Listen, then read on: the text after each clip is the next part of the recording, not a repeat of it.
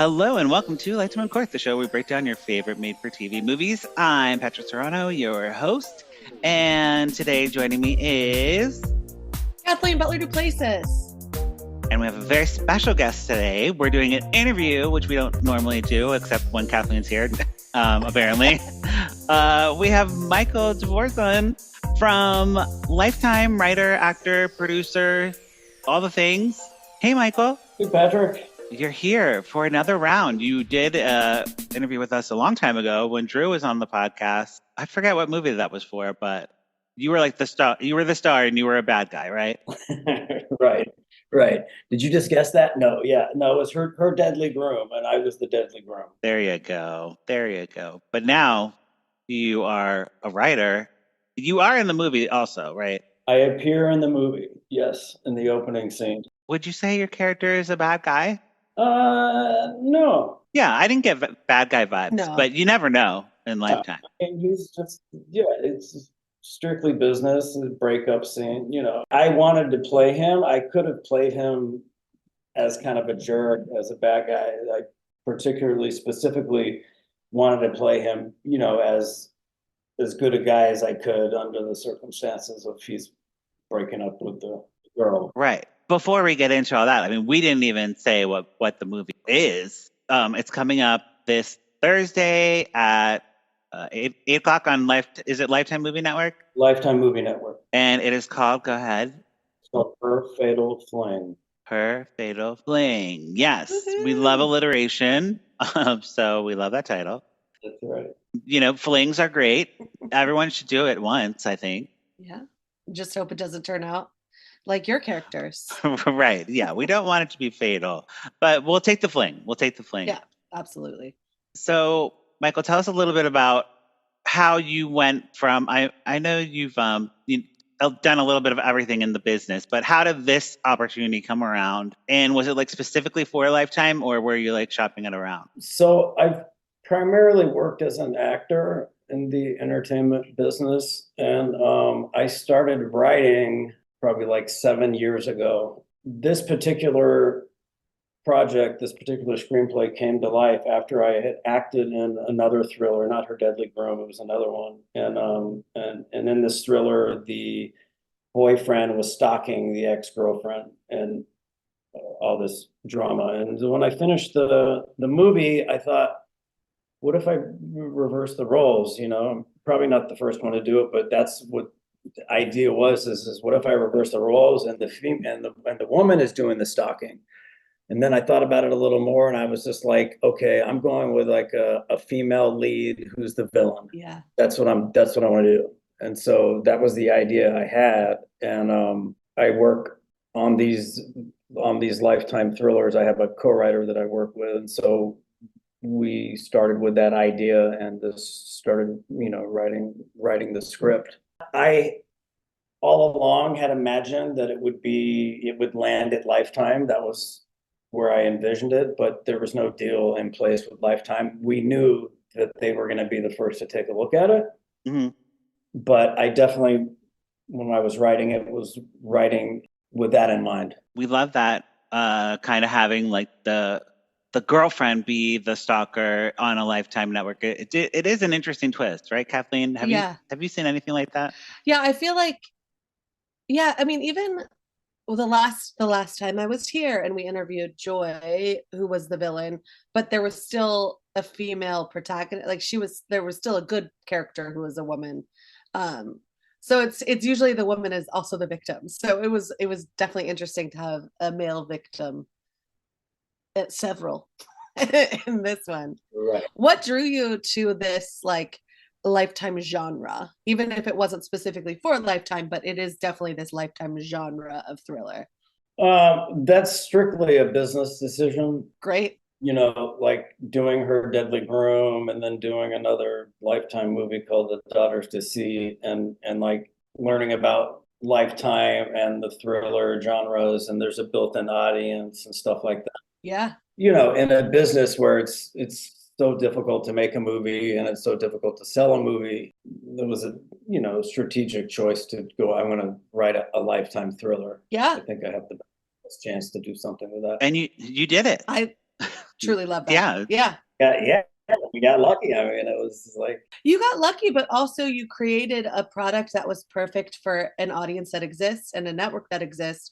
And that's smart. Like I love thinking of your audience before you start writing. It's smart, just plain smart. yeah, thank you. Yeah. It's Yeah. good business. It's good business. You Yeah. gotta know that. You gotta know the market, right? You gotta know what you're doing. Business is half of the word show business, and it's really business show, in my opinion. So True. Yeah. So, when you were approaching writing this, you mentioned you have a writing partner. How did you connect with them, and what was that relationship like working with a partner, rather than just like writing on your own, like The Shining, like hunkering down? I would imagine having a partner is more like, fun. We work really well together. We complement each other. We have very different styles, and she's kind of more free and and I'm very meticulous, and like every dot, every letter, every word, everything counts. And so we kind of together, so far we make a good team. So I like working with somebody, because it's like when I don't have the idea, like they have the idea. And when they don't have the idea, I have the idea. It seems, it doesn't always happen like that, but enough times where I'm like, like I was stuck there and she had this great idea and that was fantastic, or or I had the idea. So I think it helps keep the ball rolling. And yeah, I do think it's fun writing with someone. I do spend quite a bit of time on the script alone as well. But yeah, I mean, co-creating is, I think, a lot of fun. I've always liked getting together and like throwing around ideas and like seeing where it leads you. Yeah. I saw too, because I'm a very experienced journalist. I definitely took a quick glance at your IMDb. A thorough researcher over here. And it says your dad is a composer, and then, which is so cool. And then the person who did the music on this film shares a last name with you, but wasn't your dad. Who did this music? Is this a family business sort of project? What's going on there? I'm so glad you mentioned that. But it's not a family business project. My little brother, my baby brother, who is 17 years younger than me, did the music. It was his first score. It's great. It was his first score. We all really love what he did with it, but it was not planned. We shot the movie and I thought I would love to give him a shot to do this. So I had the editor cut a couple of scenes and I sent my brother 2 scenes and I said, do a score for these 2 scenes and let's see what you can do. And we loved what he did. So we said, all right, you're hired. So it was cool. I mean, it was great to be able to give him a gig and get him started in composing. And then it was even better for him to come through, and I thought he did some great work. Yeah, he did a great job. I thought that's so cool. I definitely noticed the music multiple times and been like, oh, this is like a jam. Like, I'm into this. So you should release the soundtrack. You definitely should release the soundtrack. And it was different. It was different from like a normal Lifetime movie. The Lifetime movies are kind of like, they can get repetitive. So this was like it got some good grooves. Oh, good. Thanks. I'm going to definitely pass that along to him. But yeah, I think we did think it was very original. Mm-hmm. And I thought there were some nice grooves too. I was like, this is kind of cool. Yeah, it's like music you could like study to, that kind of like, it's not going to take over your brain, but you're like, oh, yeah, I like this. So exactly. what is this? Speaking of the movie itself, we obviously all have seen the movie, and the cast is incredible. Did you have any say in the cast, or how did that process work? That was more like because you're the producer too, right? Yeah, no, definitely. I mean, the director, Jared Cohen, and myself did all of that. I mean, yeah, I was heavily involved in the casting. I mean, I was going through tapes. We discussed every character.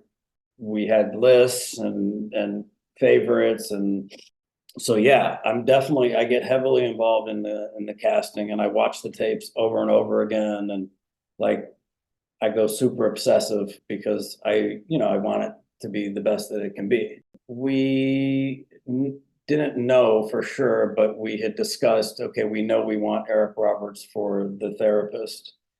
So we did do a bunch of tapes for that role, but for everything else, we had hundreds of submissions. And we got this girl, Katherine, and she's a newcomer, she's new, and we took a shot on her. She handled herself well. Yeah, she did a great job. And also like she was very talented. And also in addition, I liked looking at her face so much. Yeah. She's so pretty. And like the way the light hits her face, it's just interesting. And she's so beautiful to look at, but also is an incredibly talented actress. So good for her. She really did it. Yeah, she's definitely a good find. I also really liked her a lot, even though she is the titular fatal Fling. She was like, there was something about her that you were like drawn to, and you're like, oh yeah, I love this girl. Even though she's like, I'd let her poison me. Yeah. But not in a life. She wasn't like in a lifetimey, like unhinged way, like over the top camp. It was like more subtle. It was a little subtler. So yeah, I liked her. And Eric Roberts, what a get. He's so hot right now. Yeah, what a freaking Dancing with the Stars. Yeah, Eric Roberts. His memoir's out right now, and now this. Like, come on, but you're hitting it at the perfect time. I know, you're right. Dance to the Stars and his book. I'm listening to the book right now on audio, but I thought he was really good in this role. As always, we expect it from Eric Roberts. But are you like personal friends with him? Like, how did you get him? Well, Jared works with him a lot, and I've done a couple of movies with him, but that's more a Jared relationship. If he's in a Lifetime movie, it's gonna be like interesting because he does a lot of them with like Miss Vivica A. Fox and like all those type of things. The doctor ones, the killer doctor ones. I mean, yeah, he's been around and he's usually a good time. I also just love a man who's not going to say no to a job. Like that man is him and Keke Palmer and Vivica A. Fox. They're going to say yes to a job. They're always working. And I love that. It's true. Miss Vivica with those car insurance commercials. I'm like, Auntie, what are you doing? And you too. I mean, you seem to be from your IMDb. You just seem to have been working at this business for so long in such a variety of ways. It seems like you've done just a little bit of everything. What drew you to now writing, and like are you interested in all things? Is it just like I like to have my hand in a little bit of everything, or is it what turned you from actor to writer, producer to casting person to all these things, all the hats that you're wearing now? Like I said, I started writing some years ago, and I took to it and I liked it. And I felt that there was something there. My dad was a composer and a lyricist, so maybe I get some of the working with words from him. I don't know, but I just thought it was a fit, and I really enjoyed it. Unlike most actors, I don't write these screenplays for myself to act in them. That being said, I always hope that there's a role that I can do just to do something, because I want to do something, but I don't write them for myself. What I've learned as long as I've been in the business, and I started in production for television back in the 90s on the show Melrose Place, is that I like being behind the camera.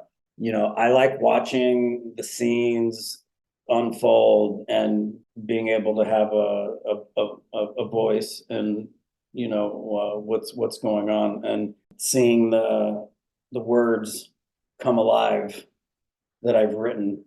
In making these last two movies, so we made Her Fatal Fling, and then we just wrapped another thriller that's being edited right now, which I wrote and I produced as well. And it just became clear to me that I prefer to be behind the camera. I like to watch, and I think my instincts are used in the best way when I'm behind the camera, working with the director. So yeah, there's like the last movie, I could have played the husband, very well, but I was like, but I can't watch myself act in the whole movie. I can't, I don't have that luxury. And I never know if I'm going to be in the movie. In Her Fatal Fling, when I wrote that opening scene, I had an idea that I was like, oh shit, I'm gonna play this role in this opening scene. No, that's great. But in the second movie, I was writing it, and I'm like, I don't think I'm gonna be in this one, you know. And then in the third act, a character was born, and I thought, here we go, you know. So I never know what's gonna happen, but I played the detective in the second one that we wrapped, but staying focused on Her Fatal Fling. I was perfectly happy making an appearance, doing that opening scene, and then going back behind the monitor to watch. It's a perfect way to sort of set the tone to have like a perfect little cameo. Mhm. And so you've now conquered the Lifetime thriller. Do you have any plans to conquer the Lifetime holiday? Mm. Not as of now. I do have a wonderful rom-com movie that could be turned into a Christmas movie. That's a lovely script, and we're talking about possibly pitching that. But right now, I just finished the third screenplay thriller, and I'm mapping out an outline for the fourth one. So I'm staying pretty focused on that. But I would love to do one of those Christmas rom-coms. I think they're great, and I mean I love the script that I have. Get your little brother to get the jingle bell Oh, sounds. We're all yes. set. Yeah. That would be amazing. Well, I love that you have like so many fires going at once, you know. That's like so Gemini of you. But yeah, so You a Gemini? I'm a Gemini, yeah. Okay. Of course, of course. Aren't we all? No, I'm a Leo. Me and Jennifer Lopez have the same birthday. There you go. And the same body, so you know. Hey, you got to work with what you got. Gotta work There's a with what you theory got. that Geminis were good with words because both Oh, okay. Hawk and Biggie were Geminis. Wow. Wow. I think I developed a theory with another friend of mine that was into astrology. Yes, I love astrology. And when I was in LA, I went to like a crystal shop and I was like, I can't become one of these crystal people because I could see it happening so fast. I was like, what does this one do? What does this one do? Oh boy. Yeah. Slippery slope. Slippery slope. Yeah, that's funny. Oh, I did have a question. One more question about the cast. I really loved in this movie, all the supporting actors were so fun and interesting. Like there was no character. You mentioned like kind of like, you know, writing smaller parts. There was no like small parts in this movie. They all like had a purpose, and the actors like really made the most of that. Like the guy who played Ted and the guy who played Caleb. Like I really loved him. They were just so fun. Like did you have like them in mind or kind of just found them through casting? Yeah, they just submitted for the project. They were just rare finds. I mean, the neighbor was actually the first guy we cast because when I saw his tape, I was like, this guy's classic. I'm like, I showed it. I said, you got to watch. And I had it. And we like unanimously just loved him for the neighbor. And so like he was pretty much the first one. We were like, okay, we've got to have him as the neighbor. He's out like walking the dog and like he's very like typically a neighbor in a Lifetime movie would be like a suspicious neighbor, you know, where they're like, what's going on? But he was like super chill. Yeah. You know, like, oh yeah, I just live in the coach house, whatever. Right, exactly. And now that I'm thinking about it, I think, yeah, you're right. Usually the neighbor is a little more suspicious, or you know, what I mean, he was nosy, right? But his vibe was super chill. Yeah, I liked So it. he wasn't like the irritating neighbor. He was just kind of like he had a real likable quality to him. I thought I couldn't remember exactly what it was when I saw his tape, but I was just like I thought he was just funny, kind of Yeah, the way he was. yeah. It's nice to have like little like comedy beats in like a Lifetime movie, and like the best friend, the Caleb character, was like so perfect. Like Yeah. coming in every scene, I'm like, okay, what's gonna happen with him? What advice is he gonna give? I just loved him so much. Another one, I thought, yeah, he was like, I was just like, I love his vibe. Like, I think he's perfect for the roommate. You felt safe when he was on screen. He was constantly giving Yes, like good advice. Yeah. Yeah. Oh boy. Yeah, he was a good guy. I talked to him a lot about his role, about his character. He's also, you know, an experienced actor. I love that you were on set because that seems like not typically the case from other writers I've talked to. Like, so you really got to like kind of guide the process, guide your vision. Do you have like an incorporated production company, or is this just like a one-off production that you were producing? Yeah, I haven't incorporated yet and done that. So I think you're getting there, right? It's gonna happen. yeah, I mean, we'll see. I mean, if you have 4 films like in the works, and we've added a Christmas to the docket, Yeah, we've added some work to your so list. I think it might be time. Like we got to come up with the production company name. And Well, I'm already listed on the as DVZ Films. I'm excited. I'm like, if this is a preview of what's to come, I'm like really excited, and I can't wait to see more. Yeah, I mean, I'm glad you enjoyed the movie. I think I'm looking forward to it premiering and hoping that it's received well. Just going back real quickly to your father being a songwriter and now a little brother is sort of following in those footsteps. So you're all in this entertainment business. How did that shape you differently growing up, having someone in the business, watching someone sort of create their own path? Did that inspire you in any way to chart your own creative path? I don't think so, but growing up, it's like however you grow up, that's the norm. So the norm for me was dad was always doing a score for a movie, or a TV show, and he would be in his home studio recording and making music, and then at a certain point he would play stuff for us, for the family. We'd all come in and he'd play stuff for us. I grew up around the business, around the entertainment business, and people, coming and going and stuff like that. But, I was just a kid and that was my regular life. But I never had any, for me, it was watching certain movies as a child where I had that first idea, which was I want to be an actor. Like, there were 2 actors, Peter Sellers and Jackie Gleason.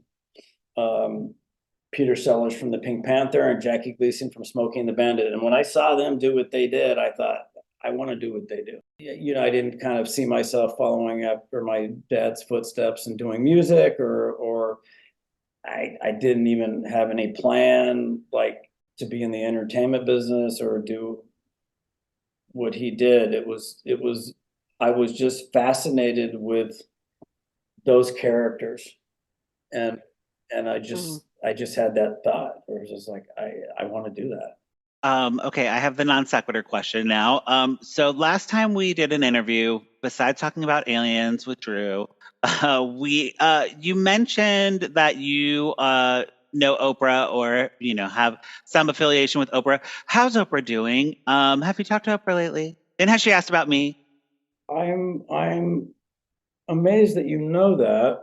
I don't quite know how you know that, but yeah, indeed, it is true. The Big O is a very good family friend, and I have not spoken to her in a while. I've kind of been not busy. Yeah, we could tell. Have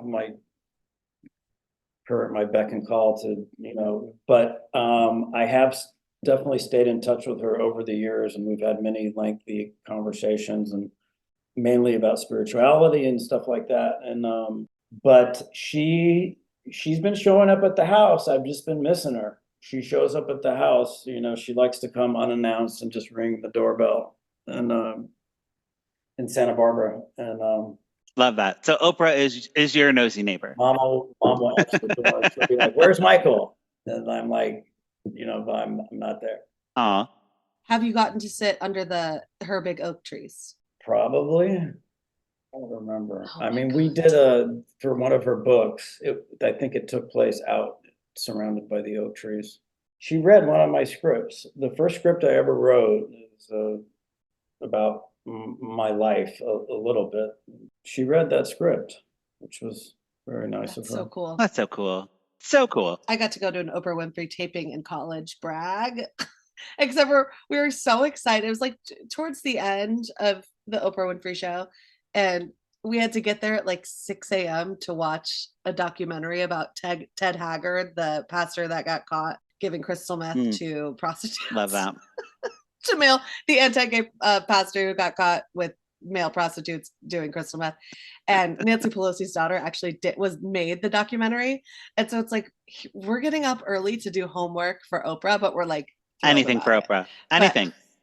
But like, we're all excited about that. You get a car, you get a car, you get a car. And we just got a hypocritical pastor and early morning documentary viewing. Right. But 10 out of 10 would do it again. Absolutely.